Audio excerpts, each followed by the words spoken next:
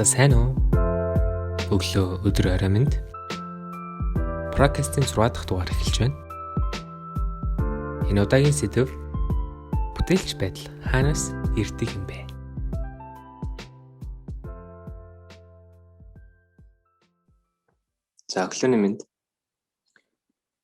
За өглөөний минь.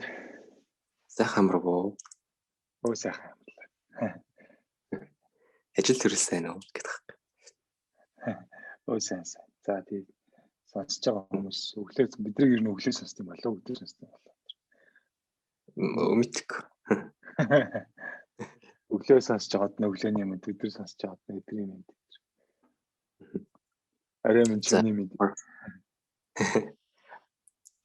Сонсож байгаа үе юм да. За подкастын маань 6 дахь дугаар эхлэх гэж байна. 6 дугаар хийсэн байна аль хэдийн.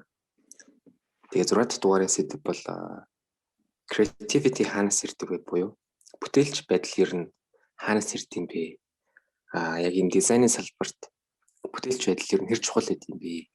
Тэгээ бүр детальны болохоор яг UX дизайнд бүтээлч байдал байд юм уу үгүй юм уу гэсэн өргөн хүрээний сэдвээр бид ярих гэж байгаа.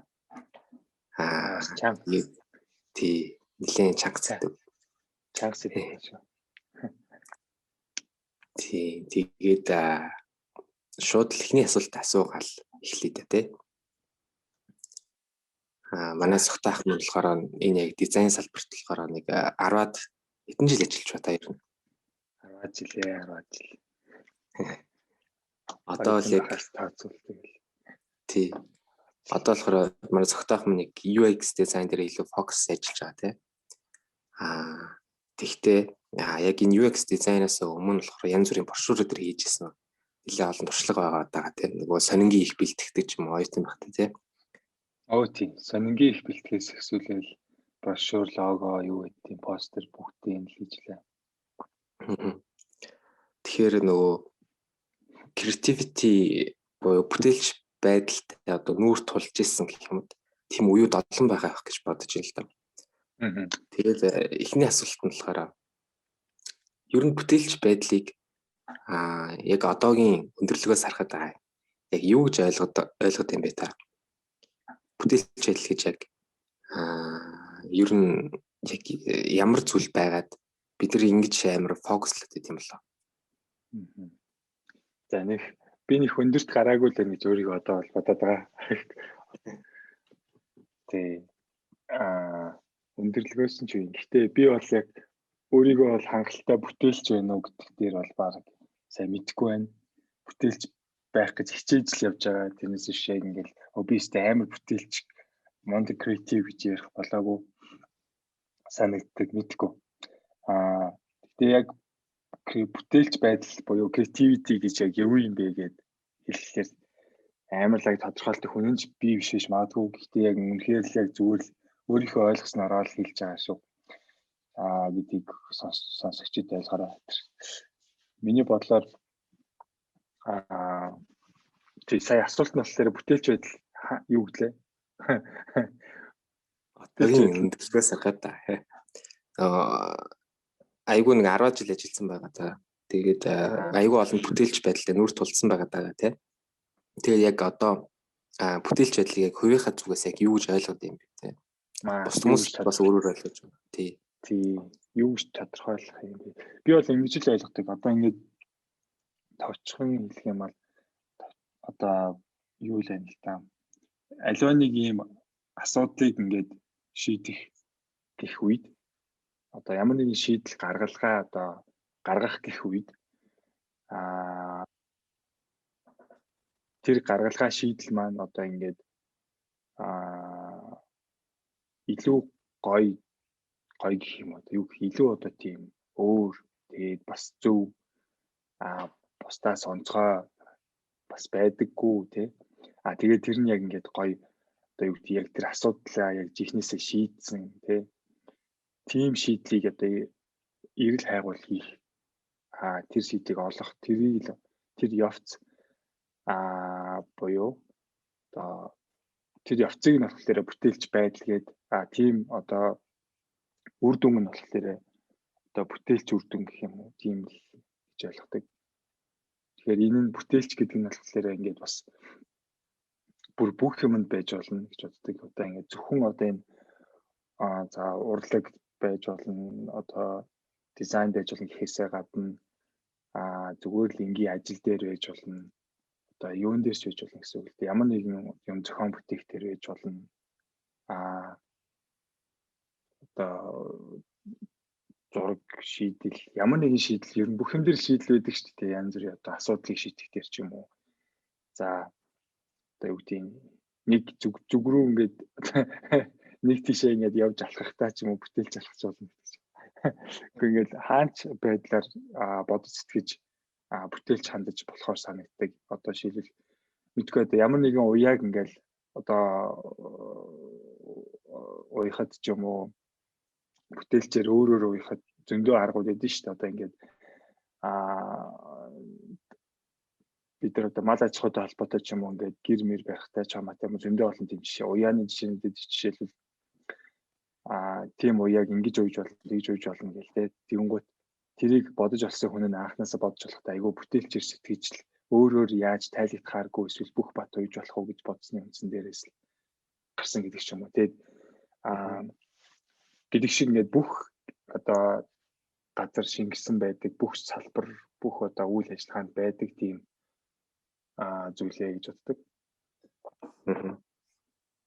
Тэр бүтээлч бол хаасаагүй л байгаа гэсэн үг шүү дээ, тийм. Бүтээлч байдал хаасаагүй байгаа гэдэг. Тэгтээ нөгөө нэг тэр хаасаагүй байгаа гэдэг чинь нөгөө хаасаагүй асуудал байгаа л гэсэн үг шүү дээ, тийм. Хэрвээ нөгөө асуудал байхгүй бол бүтээлчээр сэтгэх юм уу эсвэл одоо юу гэдэг тэр тухайн шийдлийг арай нэг өөрөөр олох ч гэдэг юм уу, тийм юм зүйл үүсэхгүй гэсэн үг шүү дээ. Нөгөө асуудал байхгүй л гэсэн үг. Тэр нөгөө ямар нэгэн одоо инновацлог шийдэл гэж хүмүүс ярьдаг нөгөө тиймэрхүү зүйлд дандаа асуудлаас эхлээд байна л да. Тийм. Гэхдээ нөгөө асуудал байдаг. Тэр асуудлыг шийдэхдээ хүн нөгөө нэг яаж хандж байна гэдгээсээ л болж байгаа. Одоо гэдгээсээ л болж байгаа болов уу? Тий. Яа тэгэхээр асуудлыг шийдэхдээ бүтээлч бишээр шийдэх гэдэг нь юу вэ гэдгийг жоохон бодъё л та тий. Тий. Тийм. Асуудлыг шийдэхдээ ингээд өмнө шийдсэн шийдлийг адилханаар давтаал шийдэх. Гэхдээ тэр шийдэл нь сайн биш байлаа шүү дээ. Одоо тухайн асуудлыг шийдэхэд. Одоо тийм төгс шийдэл биш байлаа. Эсвэл сайн тохирохгүй байлаа. Эсвэл яг өөртөө тохирохгүй байлаа ч юм уу тий. Тэгтэл шинэ одоо шийдэл хайхын оронд одоо юу гэдэг юм залах уурцсандаа ч юм уу эсвэл бодохгүйгээр зүгээр шууд л одоо бусдын гаргасан шийдлээр л яваад байдаг. За энийг ингэж шийдэх юм бол ингэж шийдчихье гэдэг ч юм уу. Эсвэл зөвхөн тэрэндээ ингээд эсвэл одоо зөвхөн нэг номноос харсан нэг ганцхан одоо үдсийн харсан юм дээр тулгуурлаад зөвхөн ингэж шийдэх юм байна гэдэл боддог ч юм уу тий. Олон өнцгөөс бодохгүй хэвшмэл ойлголтоор одоо шийдлийг гаргаад ч юм уу тий. Тэгээд ер нь тийм сайн онцгой шийдэл биш. Ер нь гэхдээ онцгой гэдэг үгэн дээр жахаа юу байна? Асуудал бас байна. Них онцгойдоо биш сайн шийдэл биш байхад одоо тэрийг харахгүй байх, тэрнээс өөр шийдлийг хайхгүй байх юм байна л да. Бүтээлч биш байх гэдэг миний бодлоор. Сайн нөгөө бүтээлч байдлыг болохоор тухайн нэг асуудлыг шийдэхдээ арай бетер те одоо арай илүү сайн шийдэл гаргаад одоо гаргах тийм үйл хэцгэлээд байна шүү дээ. Одоо байдаг шийдлийг ашиглахгүйгээр гэсэн үг. Тэгтээ нөгөө ихэнх хүмүүс ингэж ойлгоод байгаа шиг нөгөө хандлагатай байгаа юм шиг надад анзаарчихсан л да нөгөө. Бүтээлч хэрэл одоо жишээ нь UX дизайн дээр те аль хэдийн ажиллаж байгаа юмыг бүр ингээд ажилуулахгүй болтол нь одоо юу гэх юм те өөрчлөөд гэх юм уу. Нэг тийм арай өөр зүйлийг л өөр зүйлээр авчиж тавихыг бүтээлч байдал гэж ойлгох шиг байна л та. Тэгэхээр энэ нь яг буруу зүйл үү, зөв зүйл үү та юу гэж бодож байна? Тийм. Нэг бүтээлч байдал дээр андуурдаг алдаа юм шиг санагдаад байна шүү дээ. Одоо юу гэхээр зүгээр л юмыг өөр болгоснороо бүтээлч байгаа гэсэн үг биш. Одоо гол нь тэр нь нөгөө нэг тэр гаргалгаа шийдэн тухайн асуудлаа яг шийдэж явах хэрэгтэй. гэдэг л надад санаа. Мгм. Асуудлаа шийдэхгүй хэрнээ зүгээр үгүй яг ингээд асуудал нь юу вэ гэдгээс хамаарч байгаа юм л да. Одоо ийм л юм байна. Хэрвээ одоо шийдвэл за одоо хоёлаа бүр нөгөө дизайн руугаа хэлбэлээ штэ. Дизайн дээр маань одоо ингэж бол заавал app web design гэхгүйгээр өөр дизайн шаардлагатай л да. За тийм нөгөө нэг брошюраар ярий да одоо. Брошюр дээр одоо ингээд хүн брошюрыг аваад бизнес руу нуцтаа залгах хэрэгтэй байлаа. Тэ.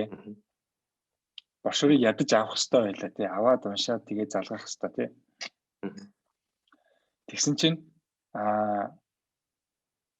нөгөө энэ асуудлыг шийдэхдээ дизайнер маань бүтээлч байна гэд нөгөө нэг харагдах талаас нь өөр байлгах гээд содон байлгах гэж хичээж байна.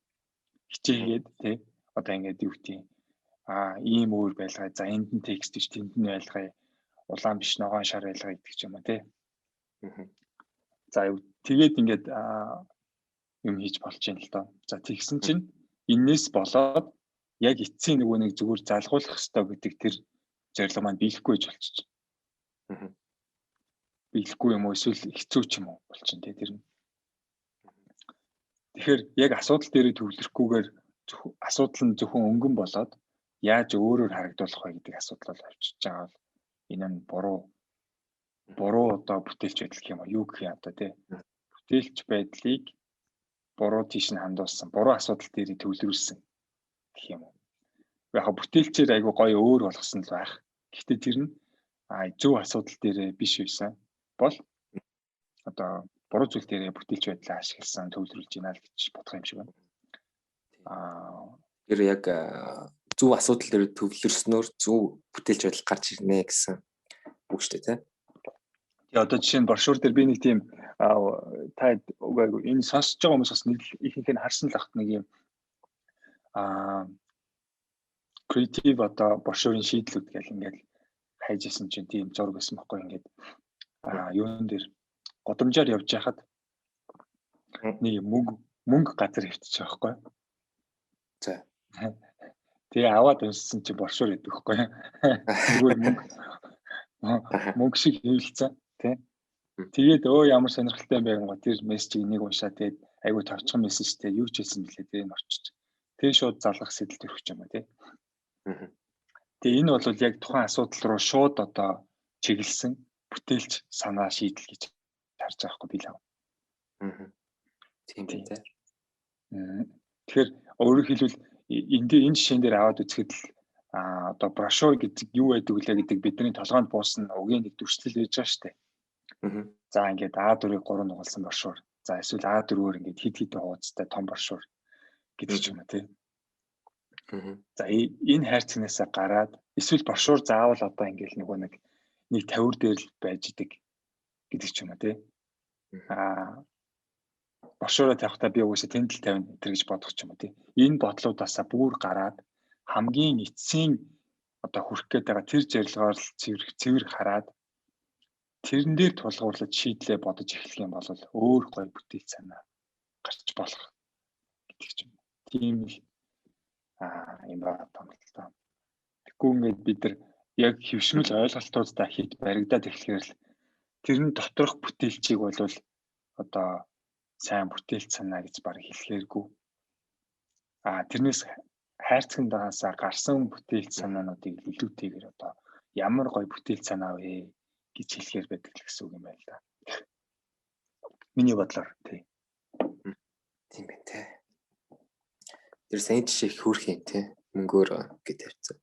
Шал бодогдохгүй юм шал бодогдохгүй юм дэр хийсэн чи тэр нь ажиллаад байдаг юм. Тий. Тэгээд мөнгө болохоор одоо ерөөхдөө бол хог байна гэж шүрдэхгүй шүү дээ тий.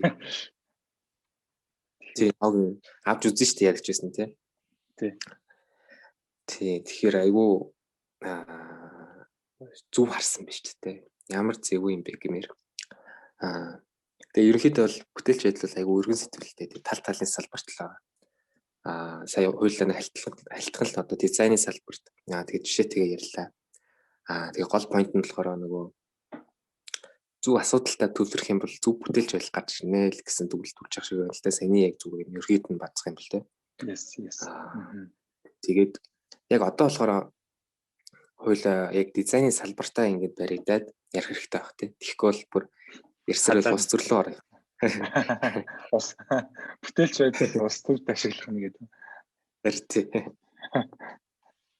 За. Тэгээд дизайны салбарт бүтээлч байдал хаанаас ирдэм бэ гэдэг тийм сэдвлөө хазааж байна. За. Тэгээд та болохоор ингэ 10 жил ажилласан. Ингээ би таныг анзаарахтаа ингэж анзаардаг л та. Ямар нэг асуудлыг л ингээл асуудал юм бэ гэж асуудлын л ингээд тэр нэг объективыг эхлээ олох гэж зүтгээд байдаг л та. Ямар ч юм тэр. Яг миний одоо шинэхэн дизайнерын хувьд бол одоо юу гэдэг асуудал нь ямар ч шууд ингээл эхлээл үр дүнгийн ингээ хийх гээд байдаг гэсэн л та. Зөвч бай, бурууч бай. Одоо шууд үр дүнгийг харуулах гал те. Тэр жоохон буруу байсан юм шиг байна. Тэгээд танд ийм үе тохиолдож юу одоо яг дизайн хийж эхлээл нэг эхний 2-3 жил за магадгүй компани байгуулад өнгөж эхэлж явах үедээ тийм нөгөө нэг бүтээлч байдлын хомсдол гэдэг юм одоо юу гэдэг бүр ингээд толгоноос юм гарахаа болоод тийм одоо бүр ингээд гацаад одоо нөгөө burn out гэж ярьдэн штэ англиар нөгөө бүр ингээд шатаад тийм үе гарч ий. Гарсан зөндөө л яг. Зөндөл нэг насаа хацартай нааж л шүү дээ. Нөгөө яасан гэхээр тий яг дэгдэлтэй би ч гэсэн яг дэгдэг байсан.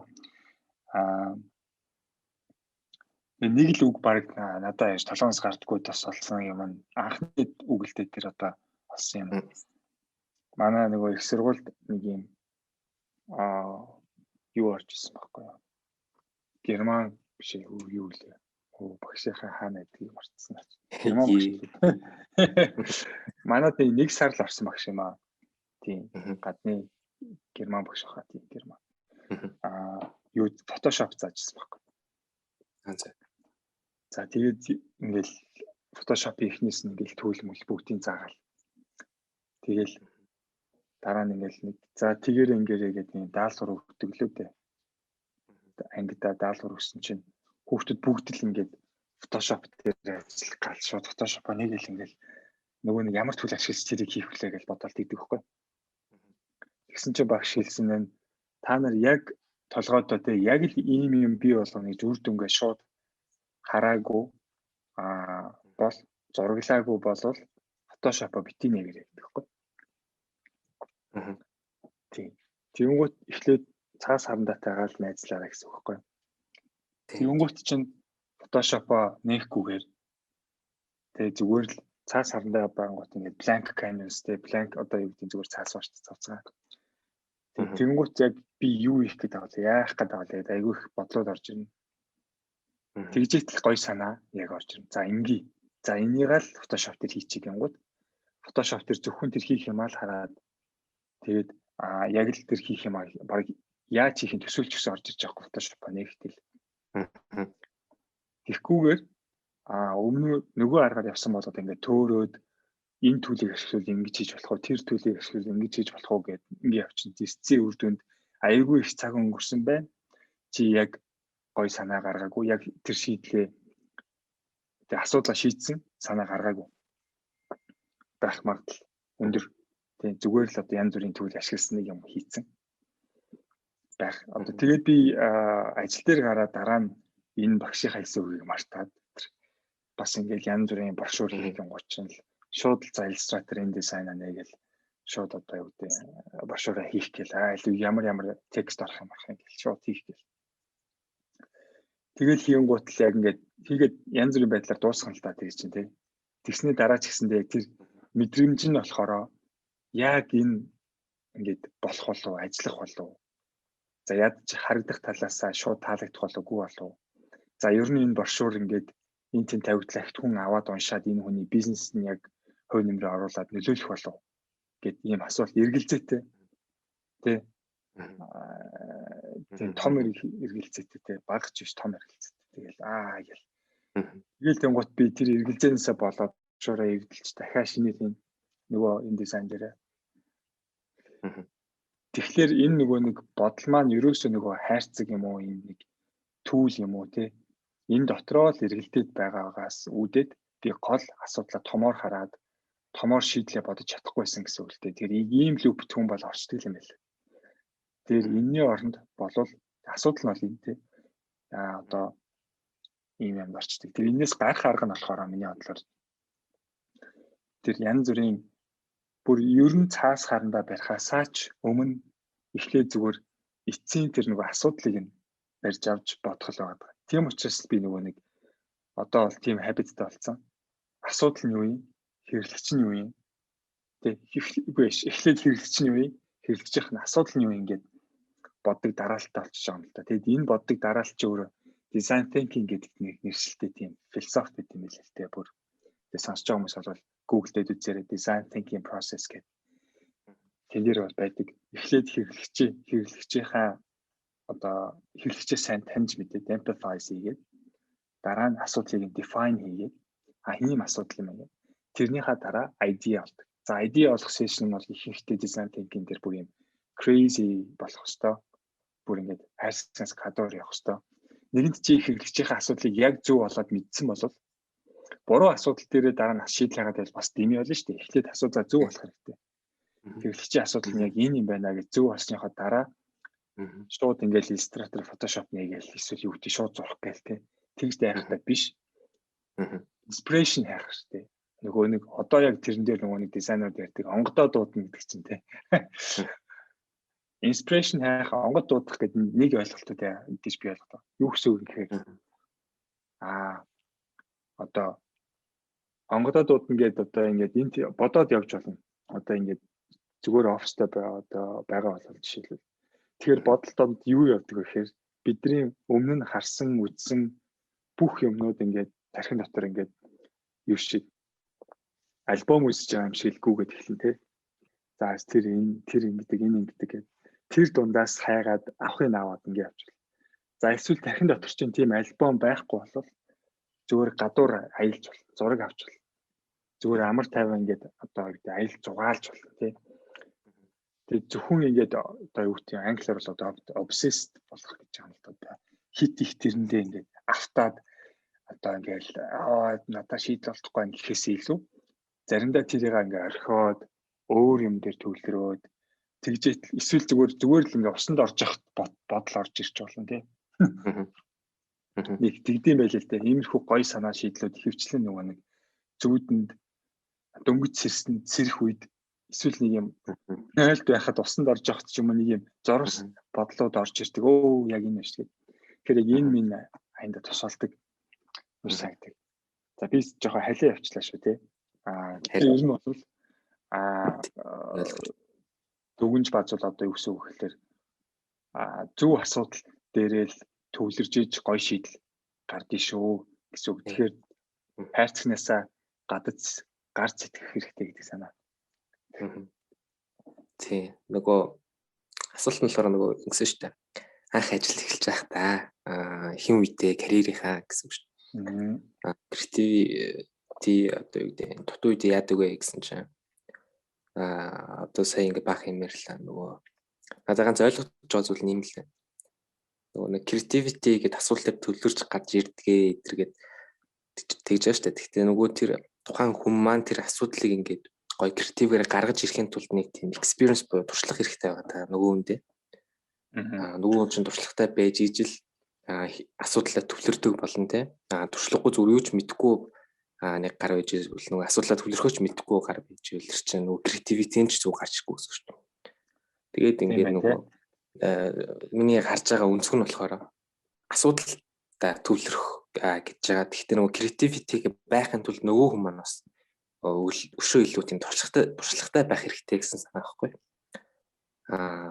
Тэгжиж ингээд нөгөө креативитийн гарч ирнэ. Тэгсэн чинь бас нэг юм санаа ойлголт өгдөө штэ. Одооны хүүхдүүд айгүй креатив байна гэж хэлдэг штэ. Зарим хүмүүс нөгөө одоо юу гэдэг жишээ нь одоо шинэ ажилд орж байгаа нэг дадлага оюутан байлаа л та. Тэгсэн чинь тухайн байгууллагт гараагүй шинэлэг креатив санааг нь нөгөө оюутан чинь гаргаад байхад тийм кейс байлаа гэж бодъё заяа. Яг ийм үйл явцыг яагаад гараад байгаа юм болоо гэж асуух гэдэг байгаа байхгүй. Одоо жишээ нь яг энэ үл яг бодит жишээнүүд л дээ миний анзарч байгаа. Одоо ингээл ямар нэгэн community дотор ингээл цоошин хүн орж ирэхэд л асуудлууд ингээл гэс гаргаж ирээ л дээ. Гэс ингээл өө наач наад чи ингэж тэгчээ гэдэг нөгөө бүр ингээд тэгээ шийдээ яваад байдаг байхгүй. Тэгэхээр энийг яг яагаад ингэж байгаа юм болоо тий? Таны бодлоор юу гэж бодож байна? Өө яг тийм л яг нөгөө нэг хайрцагнаа орцсон хүмүүс донд хайрцагнаас гинт гадна хүн шинэ хүн ороод ирэхлээр тэгээд асуудлуудыг харж эхэлж байгаа л гэж би бодож байна л доо. Нөгөө хит удаа нэг газараа ингээл байгаад хит удаа нэг процесс дундаа байгаад ирээд байхлаар нөгөө нэг бодитоор хүндлэнгөөс холоос ч юм уу томоор асуудлаа харж чадхаа болоод тэрэндээ ингээд тэрэндээ ингээд шингэсэн байдаг хүмүүс байсан юм л да.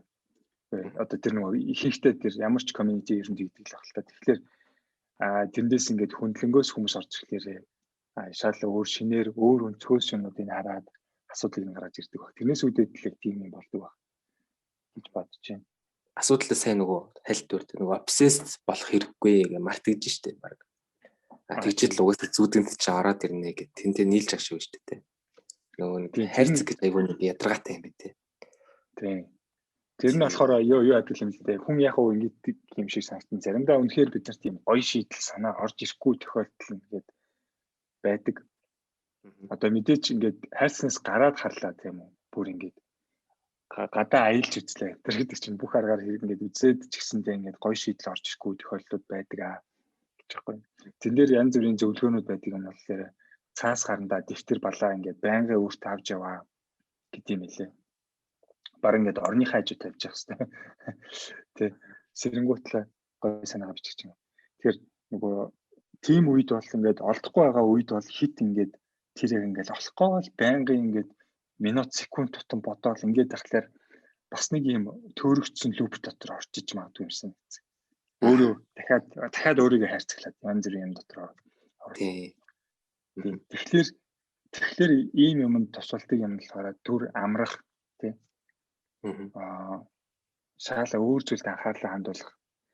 Баяр баясгалантай happy одоо тийм момент дээр байх гэдэг чинь өөрөө чамд гоё санаа төрүүлдэг гэдэг санаа. Тэгэхээр ер нь бол бид нар ч гэсэн надад ч гэсэн их анзаардаг чамд анзаардаг хэлээгүү. Ингээд би ингээд стресстэй ямар нэг юмд ууртай, уцаартай ч гэдэг юм уу тий.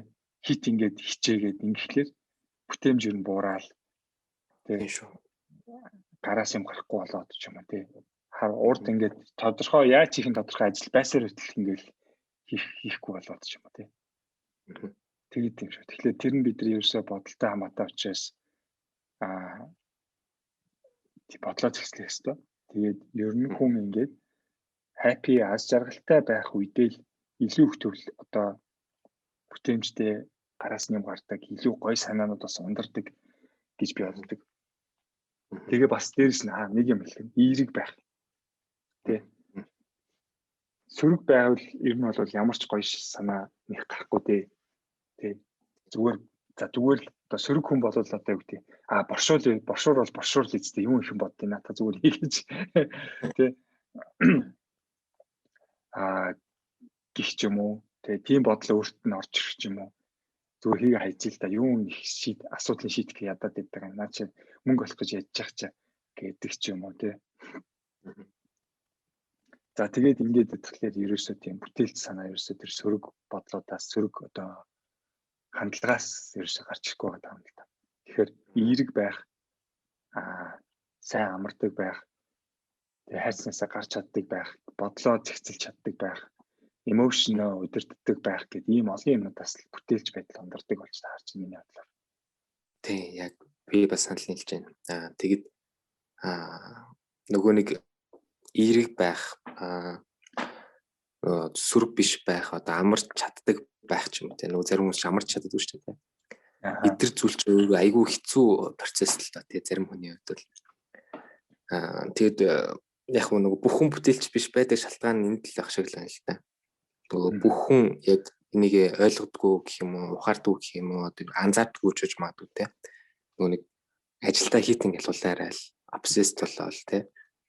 Ингээл амрахгүй тэгэл нөгөө ажлынх нь асуудал ингээд зүүдлэгдээд байгаа мөртлөө креатив санаа нь зүүдлэгддэг те.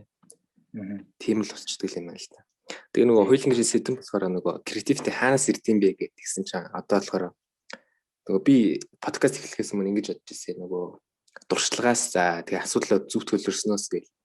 Тэгсэн чинь одоо нэмэгдээд болохоор нөгөө яг нөгөө ямар хүн байхаас одоо сайн зөв хүн, эерэг хүн байхаас шалтгаалж бас креативити ингээ гарч ирдэм байна гэж бодлоо л та.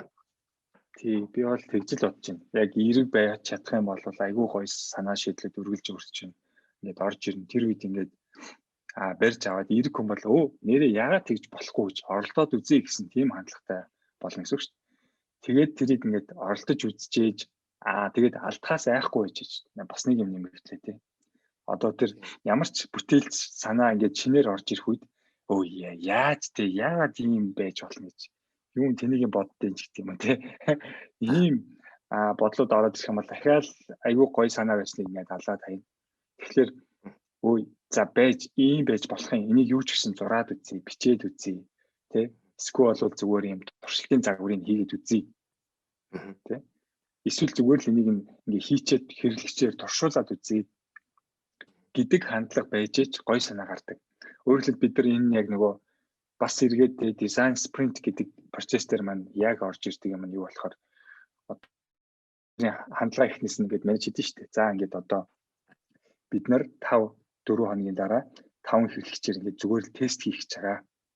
Product launch хийх гээгүй. Тийм болохоор хамгийн гоёроос шийдлээ гаргаарай гэхлээр хүн ингээд арай ондоогоор өөрийнхөө майндсетийг одоо хандлага бодлуудаа тавьж хагаад за зүгээр л туршаад үзье гэдэг байдлаар сэтгэхээр яг тийм майндсетэл яг одоо зөв болгож иж одоо гоё креатив бодлууд гарч ирдэг, бүтээлч бодлууд санаанууд гарч ирдэг байгаа даа. Дээрээс нь нэмэх нь гол юм нь алдхаас айхгүй байх. Одоо ямар нэгэн санаа гарч ирэнгүүт тэрийг ингээл энэ бүтэхгүй байх гэдэг ахаад зэрэг бодол орж ирүүлээд ингээд байх юм бол дахиад тэр гоё санаа, бүтээлч санаа орж ирсэн ч гэсэндээ тэрийг хэрэгжүүлэхгүй бол ерөөсөө боохгүй. Энэ дээр айгүй их одоо алддаг болов хүмүүс гэж боддیں۔ Тэгээд ингээд санаа орж ирэнгүүт тэрийг сөрөг бодлороо батлаад за юу юм боддیں۔ Яаж тийм юм байж болох вэ гэд хит юм энэ дээр тиймгүүт нөгөө нэг илүү нөгөө нэг юм залуу за хүүхдүүд ч юм уу тий одоо бага насны одоо өсвөр насны ч юм уу тий хүүхдүүдийг эсвэл жоох хүүхдүүдийг ч юм харах юм бол ерөөсөө ийм бодол байдаггүй юу болохгүй мэдэхгүй учраас зүгээр чөлөөтэй сэтгэдэг. Одоо юу гэдэг зүгээр л хүүхдүүдийн зурсан зургийг атал хард төсөөлөлтөө тий манай хүүхдүүд бол одоо бүр ингээд энэ ертөнцийн байхгүй хэмэл зорж идэв. Ер нь ертөнцийн байхгүй үйл явдлуудыг харуулсан зураг зурж идэг ч юм уу тий. Тэгвэл юунд ч бол жихнээсээ баригдахгүй. Эсвэл кино зохиол яагаад ийм байж болохгүй гэж, ийм Google-тэй яагаад байж болохгүй гэж тий. Эсвэл энийг шийдэхдээ ингэж яагаад шийдэж болохгүй гэж гэсэн тийм олон юмнууд байдаг. Тэрийг зүгээр л ингээл зураал туршаал гэдэг гэсэн. Тэгэхээр айл болох тийм хүүхдэрхүү сэтгэжээж олон санаануудыг жихнээсээ гаргаж ирж одоо ямар нэгэн буулгах гэсэн санаагаа буулгах дээр болохоор одоо ингээд зурх, бичих, прототип хийх, тэгээд туршлын загвар хийх гэдэг байдлаар буулгаад тэгээд туршаад авах хэрэгтэй. Тэгжээж л яг болох юм байна, болохгүй мэн гэдэг мэдэх болохоос ш. Өөрт орж ирсэн гой санаагаа шууд өөрөө ингээд шүүгээд энэ тэнэг санаа гой санаа гэж тийж болохгүй санагдтыг надад. Тийм шүү тий. Шууд зөрөгтэй туршаал явуулах хэрэгтэй. Нөгөө саяны нөгөө хүүхдийн жишээн дээр айгу нэмж хэлгээд хүүхдүүд чинь одоо танай хүүхдүүд бол ингээ ертөнцийн байхгүй зүйл зурдаг гэл. Нөгөө нэг яагаад тэгээд тийм юм зураад байна, яагаад тийм амар бүтээлч байгаад байна гэсэн чинь нөгөө айгу их юм сонирхт юм байна л та хүүхдүүд. Харсан болгоно. Нөгөө харсан болгоно, амталсан, мэдэрсэн, сонссон болгоно ингээ сонирхол тэ. Энэ юу юм бол яагаад ингэж байгаа юм бол яаж ажиллаад байгаа юм бол гэл. Тэгээд нөгөө сая жоохон том юм ярих гэдэг. Нөгөө хороо дэлхий дээр одоо энэ дэлхий дээр байгаа тийм сууд юунууд шүү дээ. Инвенторууд одоо зохион бүтээгчид нар тэдний нэг нийтлэг зан характер нь дандаа тийм юутай байсан байгаа юм л та. сониуч байсан байгаа юм л та дуусашгүй. Ингээл бүр юм болгоныг ингээд сонирхоод тэгээд point нь юу гэх юм нэхээр нөгөө бүтээлч байхын тулд айгүй их юм сонирхох хэрэгтэй гэсэн санаа явж байгаа. Нөгөө нэг хэдийгээр юм мэдж байгаа ч гэсэн нөгөө сая ингээл яг мэддэг зүйлийг ингээд гаргаад хийх нь бас нөгөө хангалттай байж чаддгүй шүү дээ заримдаа. Нөгөө бүх зүйлийг сонирхоод за бүх зүйл нь шашин. За дизайны талбартаа ингээд гоё шинэлэг зүйл юу вэ гэж өөрийгөө байнга апдейт хийж мэдлэгээ сайжруулад гэдэг юм уу те. Байнга тэр нэг суур дээр нэмэгдээд ингээд хайрцгаа томруулаад гэх юм уу. Тэгжээж нэг бүтээлч байдлан гарч ирж байгаа шиг санагдлаа та сая. Яг нөгөө хүүхчиг сониуч байснаар бүтээж байлаа нэг жоохон санал нэг байна тийм. Сониуч байдал үнэхээр байнга хэрэгтэй. Байнгын сониуч байх хэрэгтэй. Энэ яд юм бол энэ яд юм бол эрэл хайгуулъя хэрэгтэй тий. Тэгээ ийм л болж байгаа шиг байна л та нөгөө бүтээлч байдал хаас ирд юм бэ гэсэн чинь явсаар яг хүндэл очиж байгаа шиг л байна л та. Яг хүнээсээ шалтгаалж байгаа шиг байна. Хороодлын дээр бол нэр асуудлууд бол мундахгүй зөндөө байгаа. Тий. Ямар ч хүн ямар ч асуудлыг барьж аваад ингээд шийдэх гэж оролдож гол нь нөгөө зориг байдаггүй байх. Тэгээ нөгөө хангалттай сониуч биш байгаа байх. Нөгөө их хүмүүстэй ягаад их хүмүүс бүтээлч учраас гэсэн. Тийм. Тэгэхээр миний үгээр за хэл яриг нь таслаа. Халаал. Тэгээд бүтээлч байдал нь ерөөсөө тухайн хүнээс л шалтгаалж байгаа юм байна гэж бодлоо. Тэгээд нөгөө тухайн хүний асуулт нэг хамаагүй санагдлаа. Одоо юу гэдэг 16 настай хүүхэд одоо 40-од настай тийм экспертийг бүтээлч байдлаар дийлж чадна гэсэн үг байхгүй юу? Тухайн асуудлыг зөв таниад асуудал дээр фокуслаад нөгөө сониуч байдал хангалттай байх юм бол шийдэж чадна гэсэн санаа. Тэгэл миний point нь болохоор хүн дээрээ л хүнээсээ шалтгаалж бүтээлч байдал гад юм байна л гэсэн санаа гарч ирлээ. Яг зөв. Миний бодлоор болохоор тийм хүнээс гарч байгаа. Ямар хүнээс гарч байгааг гэдээ дахиад жоохон дийпрүүл нөгөө асуудлыг шийдэх гэсэн хандлагатай. Тэр шийдлээ ингээд өөрөөр хай гэсэн тийм хандлагатай. Гэл ингээд саяны бүх ярьсан юмнууд л байна л та тий. Сониуч байдалтай, эерэг хандлагатай тий. Тийм хүнээс бүтээлч байдал ондардаг болж таарч байгаа юм да. Тэгээ асуудлыг ерөөсөө шийдье гэж бодохгүй болвол ямар ч хэлсэн хамгийн ихний юм болохоор асуудлыг шийдье гэж бодохгүй болвол бүтээлч байдал гарахгүй. Ер нь ч гарахгүй. Тий. Асуудалд хайртай бай гэдэг нэг үгөөсөө тийм лээ. Янз бүрийн юм ингээд гоё шийдэл санаатай дүүрэн бай гэвэл асуудлыг ингээд үргэлж ирж хааж явах хэрэгтэй гэсэн. Би нэг Япон юу харсан нэг нэвтрүүлэг дээр нөгөө Японы хамгийн их одоо юу гэдэг хамгийн их инновац invention одоо гаргасан нэг юм хүн гэдэг өвөө хэлэлтэй нэг юм орчиж. Тэгсэн чинь тийм нөгөө баахан тоглоом ийцэн үү. Хамгийн олон нөгөө зохион бүтээсэн патенттэй гэлөө. Зөв. Тийм тэгсэн чинь 0 нь битүү алтан байдаг. Тийм. Тийм яагаад гэсэн чинь тэнд ямар ч нөгөө нэг гар утасны болон янз бүрийн тийм долгион орж ирдэггүй хамгаалттай алт учраас тэгээд тэндээ суугаа бодохоор айгу бүтээл санаа авдаг. Тэгээд яг нөгөө ямар ч санаа олдохгүй ангуу тэр хүн бол бүр тэгж хичээдэг байх юм шүү дээ. Тий. Алтан суултууд дээр суудаг байх ч таа. За энэ хөгжилтэй тийм жишээ л. Тий. Айгу дипрэх гэж байгаа юм болоо гэсэн чинь. Алтан суулт. Тэгээ нөгөө саяны асуудал хайртай бай гэдэг дээр нэмээд надад бас нөгөө өөрт бодож явдаг баримталж явдаг юм байдаг байхгүй. Асуудал нөгөө шийдэлтэйгээ цуг ирдгээгээд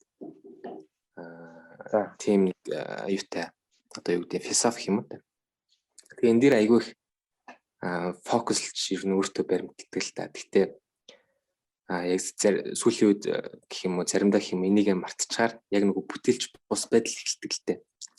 Тэгээ тэр нөгөө асуудал шийдэлтэйгээ ирдгээ гэдэг нь болохоор нөгөө зүгээр бидний харах шаардлага байгаа. Тэрнээс асуудал бол аль хэдийн ингээд асуудал байгаа л бол шийдэл нэлээд бүрдсэн байдаг. Бид нар зүгээр л харах хэрэгтэй үнцэг байхгүй. Deep болоос нь болно. Гэхдээ нэг дараа баг тусдаа сэдв болгож ярьсан дэрх тий. Тэгээ яг нэг юу гэдэг нь гэхээр нөгөө тухайн хүнээс креатив гарч ирж байгаа шүү дээ.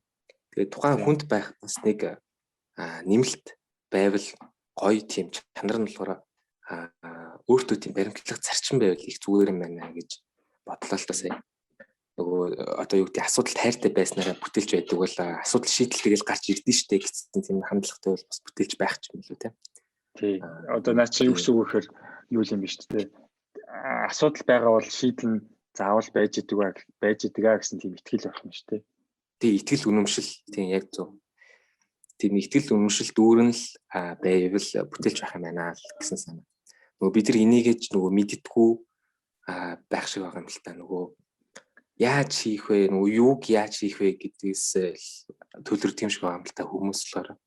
Нөгөө яагаад гээд трийг нэг нөгөө ухаж боддгоо нөгөө анзаардаг зүгээр basic task хийгээл ингээ явцдаг л санагдаад байна л та. Тэгэл бүтээлч хүмүүс нь ингээл ялгараал гараад ирээл тэдрийг анзаарахгүй яг нэг ойлгоцсон л байдаг хүмүүс байна л та гэж дүнэлтэн төрлөө. Тийм. Нэлээн л гоё дүнэлтэн төрчих шиг боллоо. За тэгээд сонсогчид бас нэг юм бодож дүгнээд ямар нэгэн өөрийнхөө одоо тулгарч байгаа тэр асуудлаа бас бүтээлчээр шийдэх гэж хичээгээрээ. Тэгээд бид хоёрын ярианаас ямар нэг юм авсан бол тэгээд share comment хийх. Бас санал сэтгэлээ хуваалцаарай юм байна. За тэгээ баярлалаа амар өглөө ихтэй айгуу гоё сэдвээр эхлүүлж байна. 7 хоногийн 3 дахь өдөр болж байгаа. Прокастын 6 дахь дугаар явж байгаа. 6 дугаар хийсэн хэрэг гайхаад байна. За тийм байна. Тэгээд таны бодлоор саний ярьсан зүйлийг би танаар нэг багцуулчмаар санагдлаа л та.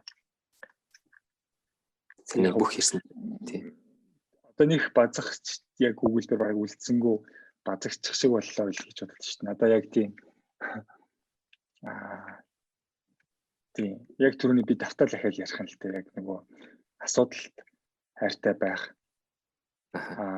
хандлага л одоо шийдлийг бүтээлч одоо шийдлийг төрүүлдэг. Тэгээ асуудалд хайртай байх хандлага дээр нэмэх нь гэж зөндөө юм байна л да. Эерэг байх. Эрэлж хайгуулж байх, хайрцагнаасаа гарах. Дэвтрээ байнга авч явж явах гэдэг ч юм битүү байна л да тэгэл. Тиймэрхүү юм байна. Тэгээд тийм бүтээлч байх шийдэл гэдэг нь яг тэр нөгөө эцсийн асуудлаа шийдэх дээр зөв төвлөрж явах хэрэгтэй гэдэг бас гоё санаа байлаа надад.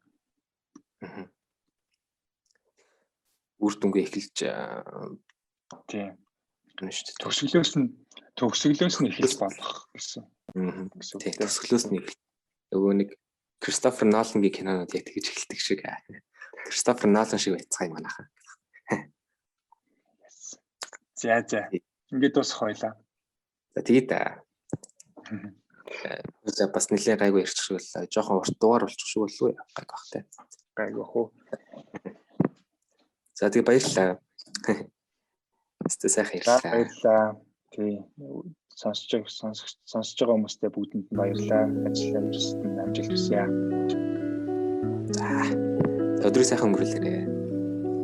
За баярлалаа.